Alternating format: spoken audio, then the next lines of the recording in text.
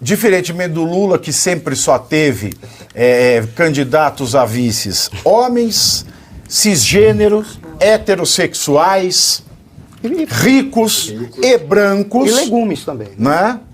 E legumes também.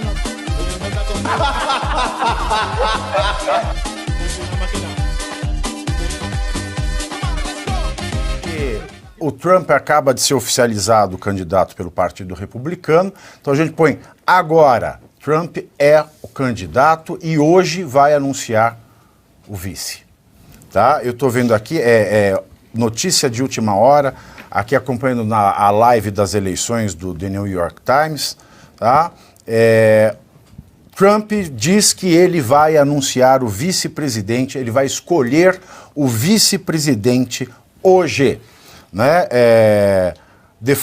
O antigo presidente disse que ele vai revelar a sua escolha de candidato a vice-presidente no Partido Republicano na Convenção Nacional do Partido Republicano, aberta hoje em Milwaukee, 2 dias depois de ter sido vítima de um atentado. Então, agora, né, notícia de última hora, Trump é o candidato do Partido Republicano à Casa Branca nas eleições deste ano, né, não há mais dúvida, confirmado, e hoje, na Convenção Nacional do Partido Republicano, ele vai escolher o candidato a vice.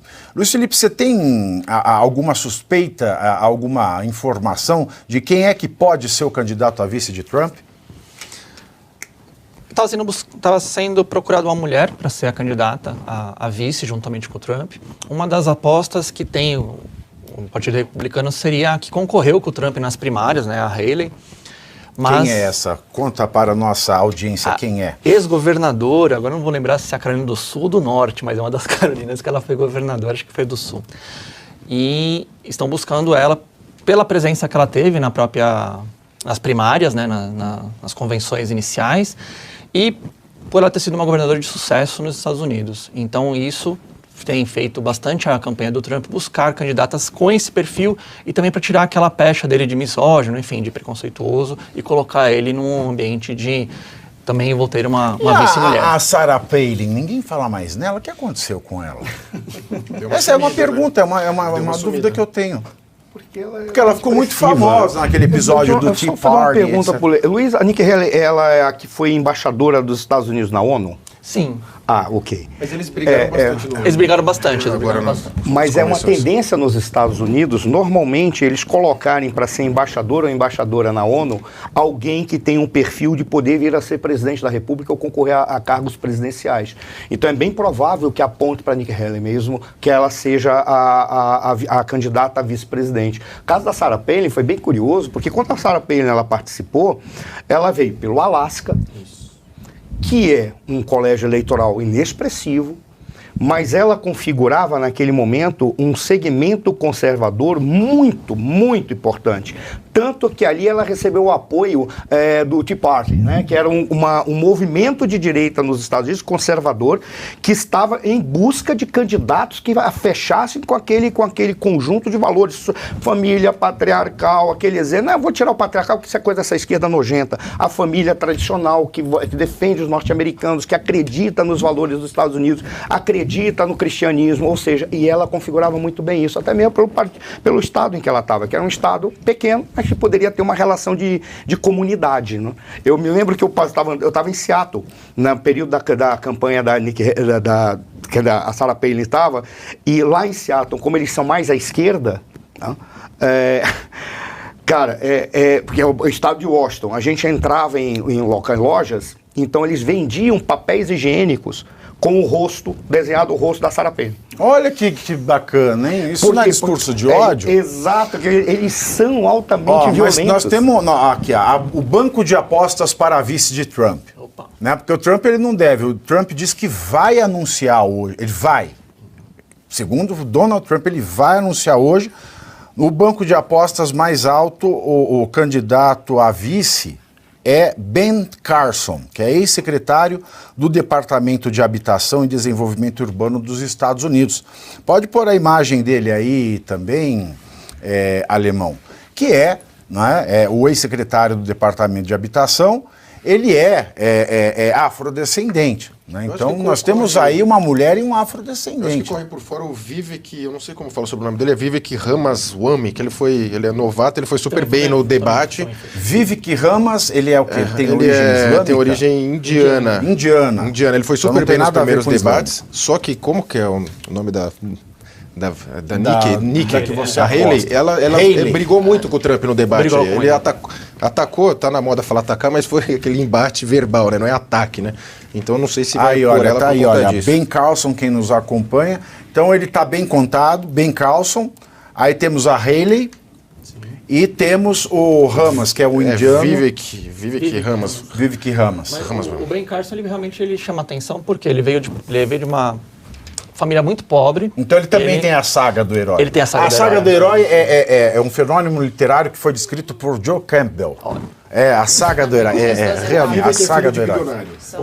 O Carson não, ele vem de baixo, passou por dificuldades para fazer medicina, se tornou um dos maiores neurologistas do mundo. Perfeito. Então ele encaixaria por ser perfeitamente. E ele é o sonho americano, né? Ele é a personificação do sonho americano. E você consegue... Uma coisa que uma vez a Geisiane falou aqui, que foi maravilhoso, que ela falou de, eu tenho lugar de fala, mas eu não estou aqui, não é por questão de cota, é pela minha competência. Ele é o tipo de indivíduo. E ele fala muito explicitamente que ele diz esse negócio é uma palhaçada e uma piada. As pessoas têm que alcançar pela competência e não por ter cota, por estar numa condição racial.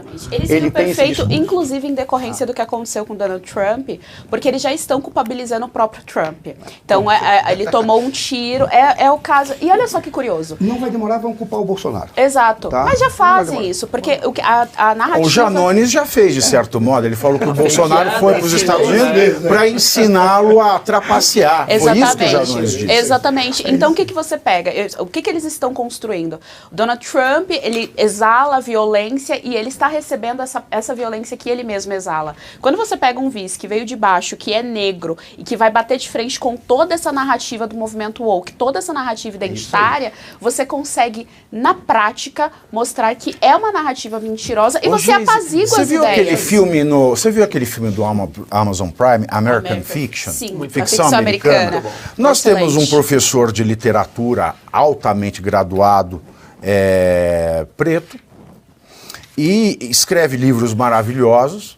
Ele é colocado nas livrarias na estante de literatura afro-americana e ele se revolta porque não tem nada disso nos livros dele. Ele é um intelectual e para ele fazer sucesso ele tem que porque ele tem uma vida estável, tem família, tem casa na praia, né? Tem contas altas a pagar. É um sujeito de uma elite financeira e intelectual, mas para ele fazer sucesso, ele tem que fingir que ele é um fugitivo da polícia, envolvido com droga, criminoso, que tem uma vida de merda. O filme é muito interessante. É muito interessante, porque é o que a esquerda gosta, é o escaninho, é a senzala ideológica do preto, seja no Brasil, seja nos Estados Unidos. E eu me lembrei desse filme agora, que eu não conhecia o passado do Ben Carson. E ele é exatamente isso. Ele é um preto, mas que não está nem aí com rótulo. Ele é um ser humano, que como qualquer outro ser humano com vontade de vencer, nos Estados Unidos da América, venceu, chegou ao ápice da profissão e agora pode ser vice-presidente. Exatamente isso. Por isso que é o papel perfeito. Eu apostaria dele, eu escolheria ele. É o perfeito. E você consegue apaziguar todas essas narrativas identitárias que estão muito fortes, estão fervilhando nos Estados Unidos. Por isso que a gente copia ela daqui, né? Tudo isso vem de lá, todo esse ódio e rancor que é disseminado pela esquerda vem de lá e não pela direita. Isso é reproduzido aqui. Quando você coloca esse candidato, como esse conceito de lugar de fala, embora a gente renegue, ele já está muito bem rudimentado, está muito bem assentado já na sociedade de alguma forma, você consegue ali combater isso simbolicamente. Não só na prática, porque ele está ali falando, mas combater simbolicamente. É interessante a gente ainda colocar que nos Estados Unidos existem movimentos conservadores de pessoas negras. Isso aqui no Brasil é ainda muito fraco, porque as pessoas negras que tendem a ter ideias mais conservadoras, mas a direita imediatamente é muito atacada e não consegue respaldo, nem muito do lado da direita, porque a direita ela ainda está tateando um pouco nessas pautas aqui no Brasil, porque a gente ainda está começando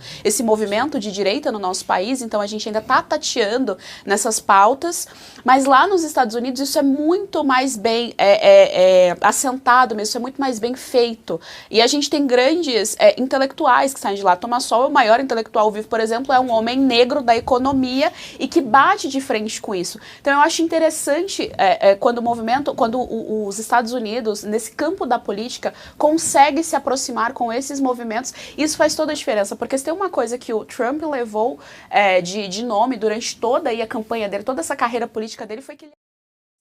Então, como é que você me explica um homem branco, poderoso e com dinheiro, se juntar com um homem negro, poderoso e com dinheiro? A estratégia que você está montando é maravilhosa. E eu acho que seria a mais vitoriosa mesmo, exatamente para calar aquele segmento. Eu, por exemplo, eu apostaria em pegar um candidato de um estado pêndulo. Por exemplo, a Flórida ela oscila, que é um dos maiores colégios eleitorais.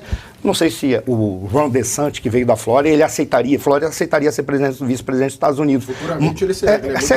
Ele é muito bom. Mas, no caso, essa estratégia é realmente porque bate naquele discurso. Eu não sei se foi ele. Eu lembro que foi feita uma entrevista, é muito provável que tenha sido ele, sim, em que perguntaram para ele o que ele achava do racismo. Não sei o que, ele disse, não, é muito simples. Nós temos aí, né, uma candidata a vice-mulher e o candidato a vice, um afro-americano. Diferentemente do Lula, que sempre só teve candidatos a vices homens, cisgêneros, heterossexuais, ricos e brancos. E legumes também. Né? E legumes também. Nós temos aí no banco de apostas os dois candidatos a vice de Donald Trump, que vai anunciar hoje em Milwaukee quem é que vai ser o candidato a vice.